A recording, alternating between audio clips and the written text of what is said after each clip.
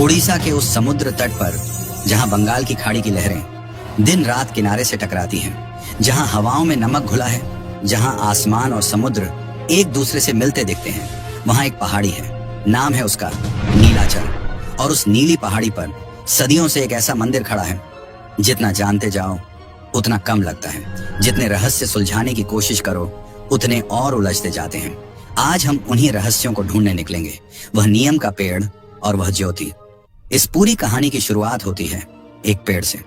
उस नीलाचल पहाड़ी पर सदियों पहले एक नीम का पेड़ था और उस पेड़ के नीचे एक ज्योति जलती थी, अपने आप, बिना तेल के, बिना बाती के। रात हो या दिन, आंधी हो या तूफान, वह ज्योति कभी नहीं बुझती थी। उस पेड़ के पास जो भी जाता उसे एक अजीब सी अनुभूति होती, जैसे वहां कोई है जो दिखता नहीं पर होता है। वह मंदिर मान जिसके रहस्य विज्ञान नहीं सुलझा सका। आज उस नीलाचल पर वह नीम का पेड़ नहीं है, पर उसकी जगह खड़ा है 214 फीट ऊंचा एक मंदिर, जिसके शिखर पर एक ध्वज है जो हमेशा हवा के विपरीत लहराता है, हर दिन, हर पल। जिसकी रसोई में 7 बर्तन एक के ऊपर एक रखे जाते हैं और सबसे ऊपर वाला सबसे पहले पकता है, भौतिकी के हर नियम को चुनौती देते हुए। और जिसके अंदर एक ऐसी चीज है जिसे कहते हैं ब्रह्म पदार्थ, जिसे आज तक किसी ने नहीं देखा। जो पुजारी हर 12 साल में उसे छूता है, वह बाहर आकर सिर्फ इतना कहता है, मैंने कुछ नहीं देखा पर कुछ महसूस किया जो शब्दों में नहीं कह सकता। वह नाम जो पूरी दुनिया जानती है। हम बात कर रहे हैं जगन्नाथपुरी की, भारत के 4 धामों में से एक, जहां की रथ यात्रा ने पूरी दुनिया को एक नया शब्द दिया, जगरनॉट। आज की इस डॉक्यूमेंट्री में हम जानेंगे जगन्नाथपुरी की पूरी कहानी, उस नीलाचल की नीली पहाड़ी से उस ब्रह्म पदार्थ के रहस्य तक, उस नीम के पेड़ और उस ज्योति से उन 6 रहस्यों तक जिन्हें विज्ञान आज तक नहीं सुलझा सका, और उस रथ यात्रा की कहानी तक जिसने पूरी दुनिया को चकित कर दिया। तो दोस्तों, वीडियो को अंत तक जरूर देखें। और एक बात, वह नीलाचल पहाड़ी पर आज भी कुछ ऐसा होता है जो बताता है कि वह ज्योति आज भी बुझी नहीं, बस उसका रूप बदल गया है। स्वागत है आपका अनंत गाथा पर, तो सब्सक्राइब जरूर करें।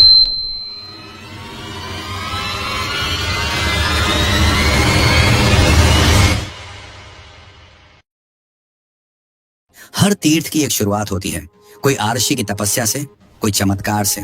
पर जगन्नाथपुरी की शुरुआत हुई एक सपने से, एक ऐसे सपने से जिसने एक राजा की पूरी जिंदगी बदल दी। उस समय मालवा में एक राजा राज करते थे। नाम था इंद्रद्युम्न, एक धर्मपरायण राजा, भगवान विष्णु के परम भक्त, जिनके मन में हमेशा एक ही इच्छा रहती थी, भगवान के उस स्वरूप के दर्शन हो जो सबसे दिव्य हो, सबसे पूर्ण हो। एक रात उन्होंने सपना देखा, भगवान विष्णु स्वयं आए और कहा, राजन, उड़ीसा के समुद्र तट पर एक नीली पहाड़ी है, नाम है नीलाचल। उस पहाड़ी पर एक नीम का पेड़ है और उस पेड़ के नीचे एक ज्योति जलती है। वहां जाओ, वह पेड़ खोजो और उसी पेड़ की लकड़ी से मेरी मूर्ति बनाओ। उड़ीसा दूर था, रास्ते कठिन थे और उस नीलाचल पहाड़ी तक पहुंचना एक साधारण इंसान के लिए मुश्किल था। राजा ने अपने दूत भेजे हर तरफ, हर दिशा में, पर कोई खबर नहीं आई। राजा निराश होने लगे। तब नारद मुनि आए, मुस्कुराए और बोले, राजन, बस निकल पड़ो, रास्ता खुद बन जाएगा। और सच में ऐसा ही हुआ। जब राजा नीलाचल पहाड़ी पर पहुंचे तो जो देखा वह सपने से भी अद्भुत था। विशाल नीम का पेड़, घना, एक अजीब चमक से भरा, और उस पेड़ के नीचे वह ज्योति अपने आप जलती हुई, बिना तेल के, बिना बाती के। राजा की आंखें भर आईं। उन्होंने उसकी जड़ों में माथा टेका और मन में कहा, भगवान, मैं आ गया। तभी एक बूढ़ा बढ़ई आया, सफेद दाढ़ी, शांत चेहरा, आंखों में असाधारण चमक। महाराज, मैं मूर्तियां बनाऊंगा, पर एक शर्त है, जब तक काम चले दरवाजा बंद रहेगा, कोई नहीं खोलेगा। राजा ने हामी भरी। दिन बीते, हफ्ते बीते, अंदर से छेनी हथौड़े की आवाजें आती रहीं। पर एक दिन रानी गुंडिचा से रहा नहीं गया। उन्होंने दरवाजा खोल दिया। वह भूल जिसने इतिहास बदल दिया। कमरे में कोई नहीं था, बूढ़ा बढ़ई गायब, और बीच में 3 मूर्तियां, जगन्नाथ, बलभद्र, सुभद्रा, अधूरी, बिना हाथों के, बिना पैरों के। राजा रो पड़े, पर तभी आकाशवाणी हुई, राजन, रो मत, यही मेरा स्वरूप है, यही पूर्ण है, क्योंकि मैं उन सब का हूँ जो अधूरे हैं, जो टूटे हुए, और इसीलिए यही नारद मुनि ने मेरा सबसे बताया, सच्चा रूप वह है। बूढ़ा बढ़ई कोई साधारण कारीगर नहीं था। वह स्वयं विश्वकर्मा थे। वह नीलाचल आज भी बुलाता है। आज उस पहाड़ी पर वह नीम का पेड़ नहीं है, पर उसकी जड़ों पर 214 फीट ऊंचा मंदिर खड़ा है, जिसके शिखर पर वह ध्वज हवा के विपरीत लहराता है और जिसके अंदर वह तीनों मूर्तियां आज भी हैं, अधूरी पर पूर्ण। और उस मंदिर के एक कोने में वह दीपक आज भी जलता है, उसी ज्योति का रूप जो उस नीम के पेड़ के नीचे जलती थी। वह ज्योति बुझी नहीं, बस रूप बदल गया। तो मित्रों, सब्सक्राइब जरूर करें, क्योंकि अब हम बढ़ रहे हैं मंदिर के इतिहास की तरफ। एक सपना था, एक नीम का पेड़ था, एक ज्योति थी और एक राजा था जिसने उस सपने को सच करने की ठानी। पर भगवान का घर बनाना कोई साधारण काम नहीं था। वह पहला मंदिर और वह संघर्ष। राजा इंद्रद्युम्न ने उस नीलाचल पहाड़ी पर पहला मंदिर बनवाया, पर वह मंदिर समय के साथ नष्ट हो गया, आक्रमणों से, प्राकृतिक आपदाओं से और समय की मार से। पर भगवान जगन्नाथ की मूर्तियां हर बार बच गईं, हर बार जैसे कोई अदृश्य शक्ति उनकी रक्षा करती हो। और हर बार एक नया राजा आया, एक नया मंदिर बना और भगवान फिर से विराजमान हुए। वह मंदिर जो आज खड़ा है, आज जो मंदिर पुरी में खड़ा है, वह 12वीं शताब्दी में बना। इसे बनवाया राजा अनंत वर्मन छोड़गंगदेव ने, 214 फीट ऊंचा, कलिंग शैली में, जिसमें हर पत्थर एक कहानी कहता है, हर नक्काशी एक रहस्य छुपाती है। उस समय लोग कहते थे, यह मंदिर इंसानों ने नहीं बनाया, यह देवताओं की कृति है। इस मंदिर में 4 द्वार हैं, पूर्व में और सिंह द्वार, जहां से भक्त प्रवेश करते हैं, जहां 2 विशाल शेर खड़े हैं और जहां कदम रखते ही एक अजीब अनुभव होता है। वह समुद्र की आवाज जो बाहर तक सुनाई देती थी, अचानक बंद हो जाती है, जैसे भगवान कह रहे हो, अब संसार बाहर छोड़ दो, यहाँ सिर्फ मैं हूँ। पश्चिम में व्याघ्र द्वार, जहाँ बाघ के चित्र हैं, उत्तर में हाथी द्वार और दक्षिण में अश्व द्वार। चारों द्वार, चारों दिशाएं और एक ही संदेश, भगवान जगन्नाथ सबके हैं, हर दिशा से आने वाले के हैं। रथ यात्रा। हर साल आषाढ़ शुक्ल द्वितीया को भगवान जगन्नाथ अपने भाई बलभद्र और बहन सुभद्रा के साथ मंदिर से बाहर निकलते हैं। 3 विशाल रथ बनते हैं, लाखों भक्त उन्हें खींचते हैं। पर इस रथ यात्रा में एक ऐसी परंपरा है जो दुनिया में कहीं नहीं है। पुरी का राजा उस दिन अपना राज मुकुट उतार देता है और रथ के आगे झाड़ू लगाता है, एक राजा झाड़ू हाथ में लेकर, क्योंकि उस दिन वह राजा नहीं, भगवान का सेवक है। और जब अंग्रेजों ने यह रथ यात्रा पहली बार देखी तो चकित रह गए। उन्होंने जगन्नाथ शब्द को अपनी भाषा में लिया, जगरनॉट। आज पूरी दुनिया में इस शब्द का अर्थ है एक अजेय शक्ति जिसे कोई रोक न सके। 18 बार आक्रमण, पर भगवान बचते रहे। इस मंदिर पर 18 बार आक्रमण हुए, बार बार इसे तोड़ने की कोशिश हुई, मूर्तियों को नष्ट करने की कोशिश हुई, पर हर बार भक्तों ने मूर्तियों को छुपाया, कभी समुद्र में ले गए और कभी ऐसा लगा जैसे भगवान ने खुद अपनी रक्षा की। यह संयोग था या भगवान की कृपा? इस सवाल का जवाब शायद उन भक्तों के पास है जिन्होंने अपनी जान देकर उन मूर्तियों की रक्षा की। यह सिर्फ एक मंदिर नहीं है, यह उस ज्योति का घर है जो उस नीम के पेड़ के नीचे जलती थी। तो लाइक जरूर करें, क्योंकि अब हम बढ़ रहे हैं उन 6 रहस्यों की तरफ जिन्हें विज्ञान आज तक नहीं सुलझा सका। रहस्य पहला, वह ध्वज जो हवा को नहीं मानता। पूरी समुद्र के किनारे है और समुद्र के किनारे हवा हमेशा एक ही दिशा में चलती है, समुद्र से जमीन की तरफ। पर जगन्नाथ मंदिर के शिखर पर जो ध्वज है वह हमेशा हवा के विपरीत लहराता है, हर दिन, हर मौसम में, बिना किसी अपवाद के। वैज्ञानिकों ने थ्योरीज दी, पर आज तक कोई सर्वमान्य जवाब नहीं मिला। और एक बात, वह ध्वज हर शाम बदला जाता है। एक पुजारी 214 फीट ऊंचे शिखर पर चढ़ता है, बिना रस्सी के, बिना किसी सुरक्षा उपकरण के। यह परंपरा 1800 साल से एक भी दिन नहीं रुकी। मान्यता है, अगर किसी दिन ध्वज नहीं बदला तो मंदिर 18 साल के लिए बंद हो जाएगा। रहस्य दूसरा, वह रसोई जहां फिजिक्स काम नहीं करती।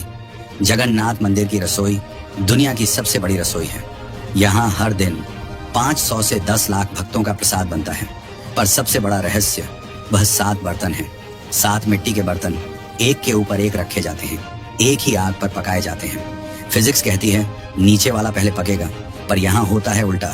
सबसे ऊपर वाला बर्तन पहले पकता है, फिर एक एक करके नीचे वाले।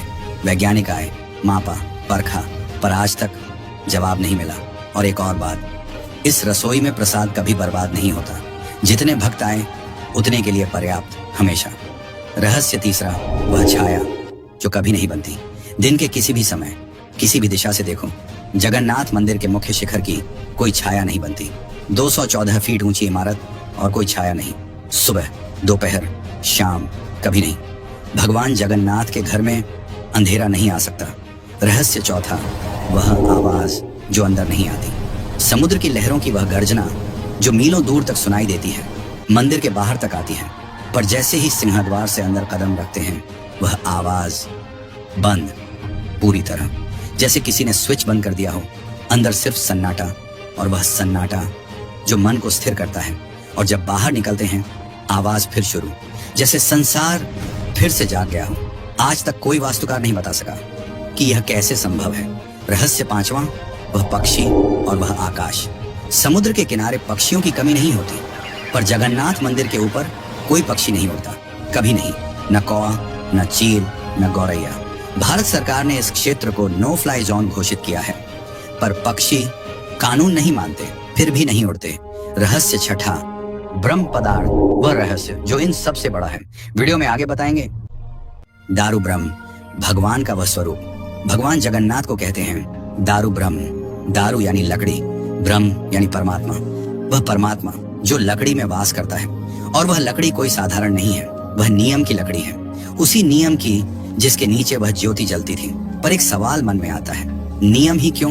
नियम वह पेड़ है जिसकी एक एक पत्ती में औषधि है, जो बीमारी हरता है, जो नकारात्मकता दूर करता है, और जो हर कड़वाहट को अपने में समेट लेता है। वह नियम का पेड़ कैसे चुना जाता है? हर 12 साल में नव कलेवर होता है, यानी भगवान की नई मूर्ति बनती है नए नियम के पेड़ से। पर वह पेड़ कोई भी नहीं होता। उसके लिए 4 शर्तें हैं। उस पेड़ के पास सांप का बिल होना चाहिए, पास में दीमक की बांबी होनी चाहिए, पेड़ की 3 शाखाएं होनी चाहिए, और पास में एक जलाशय होना चाहिए। हर 12 साल में वह पेड़ मिलता है, और जब वह पेड़ मिलता है तो उस रात उसके पास एक दीपक अपने आप जल उठता है, बिना किसी के जलाए, बिना किसी तेल के, बिना किसी बाती के। ठीक वैसे ही जैसे उस पहले नियम के पेड़ के नीचे जलता था। वह रात जब भगवान नई देह लेते हैं, उस पेड़ को काटने से पहले उससे क्षमा मांगी जाती है। हे वृक्ष, यह तुम्हारा अपमान नहीं, यह सम्मान है, क्योंकि भगवान तुम्हें अपना घर बनाएंगे। और फिर वह लकड़ी लेकर यात्रा शुरू होती है। हजारों भक्त उसके साथ चलते हैं, जैसे भगवान खुद आ रहे हों।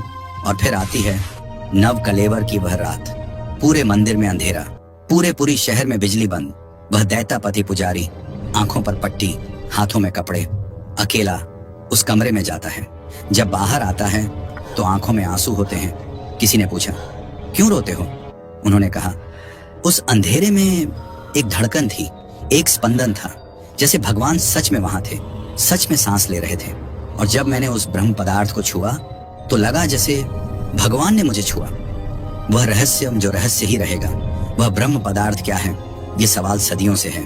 कुछ कहते हैं वह भगवान कृष्ण के शरीर का अंश है, जो द्वारका में दाह संस्कार के समय नहीं जला।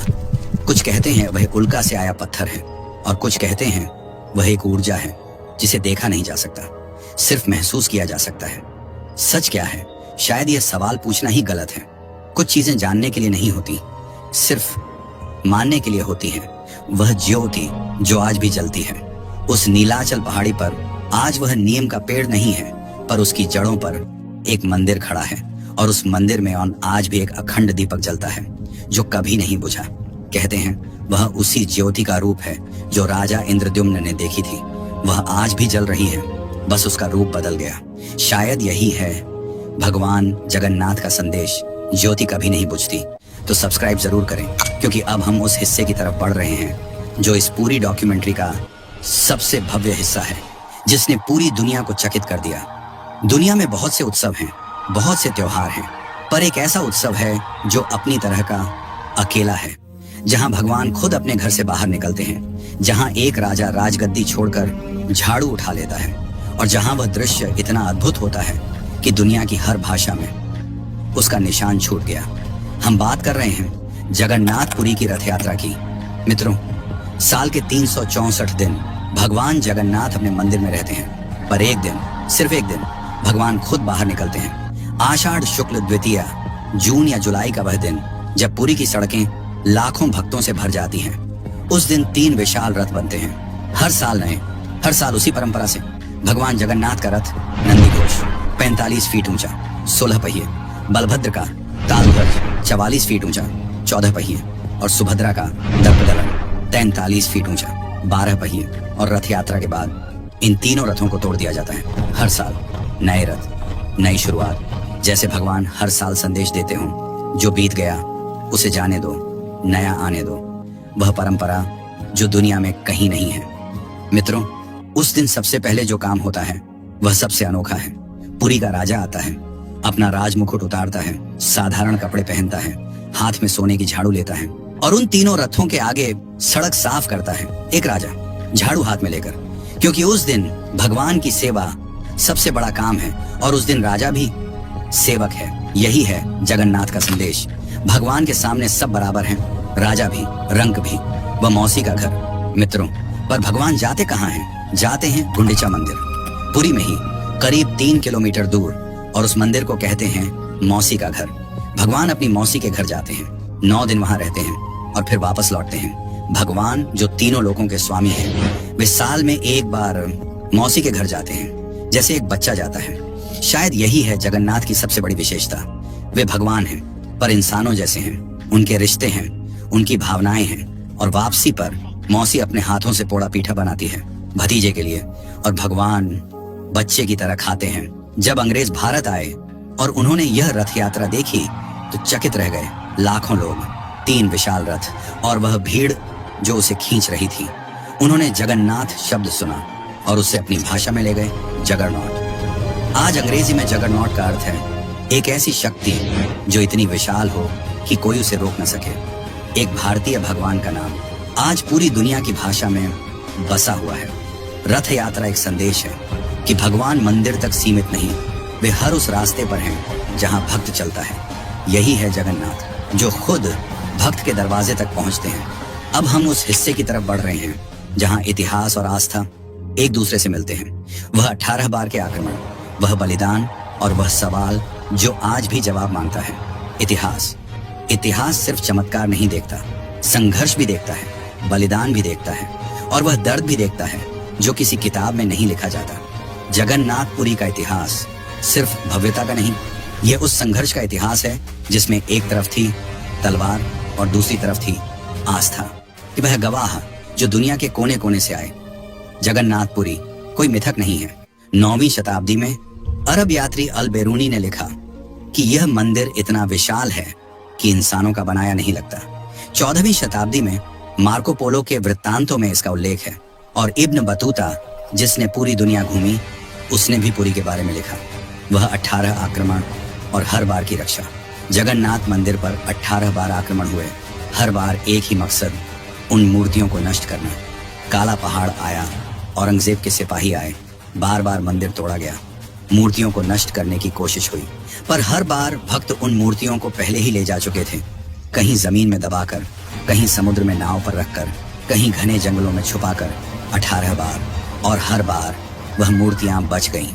वह भक्त जिन्होंने जान दे दी। जो भक्त उन मूर्तियों को लेकर भागे, उनमें से कई पकड़े गए। उनसे पूछा गया, मूर्तियां कहाँ हैं? उन्हें मारा गया, तड़पाया गया, पर उन्होंने नहीं बताया। उन भक्तों के नाम इतिहास की किताबों में नहीं है, पर उनका बलिदान उस मंदिर की हर ईंट में है और हर उस दीपक में है जो आज भी जलता है। वह घटना जो रोंगटे खड़े कर देती है। काला पहाड़ जब गर्भगृह में पहुंचा और उसने उन 3 मूर्तियों को देखा तो एक पल के लिए रुक गया, बिना हाथों के, बिना पैरों के, पर उन विशाल आंखों के साथ जो सीधे देखती हैं। कहते हैं उन आंखों ने उसे देखा और वह हिल गया। उसने आदेश दिया, आग लगाओ, पर वह आग बुझ गई। 3 बार लगाई, 3 बार बुझ गई। वह सवाल जो आज भी जवाब मांगता है। इतिहास कहता है प्रमाण दो, आस्था कहती है महसूस करो, पर जगन्नाथपुरी वह जगह है जहां दोनों मिलते हैं। इतिहास के प्रमाण हैं अल बेरूनी का लिखा, मार्को पोलो का लिखा, 18 आक्रमणों के दस्तावेज, और आस्था के प्रमाण हैं वह ध्वज, वह रसोई, वह ब्रह्म पदार्थ। दोनों सच हैं, दोनों एक दूसरे के बिना अधूरे हैं। जैसे वह मूर्तियां अधूरी दिखती हैं पर पूर्ण हैं। 18 बार आक्रमण, 18 बार नुकसान, पर 18 बार वह मंदिर फिर उठ खड़ा हुआ। क्योंकि वह ज्योति पत्थर में नहीं थी, वह ज्योति उन भक्तों के दिलों में थी, और जब तक दिल है वह ज्योति जलती रहेगी। पेड़ के नीचे से मंदिर के अंदर आई, मंदिर से भक्तों के दिलों में गई, और भक्तों के दिलों से इस डॉक्यूमेंट्री तक, आप तक। इस वीडियो को अपने परिजनों के साथ जरूर शेयर करें और कमेंट में बताइए कौन सा पार्ट सबसे अच्छा लगा। एंड स्क्रीन पर आपके लिए अच्छी वीडियोस लगा दी हैं, क्लिक करके जरूर देखें और चैनल को सब्सक्राइब करना ना भूलें। जगत के नाथ, सबके नाथ, जय जगन्नाथ।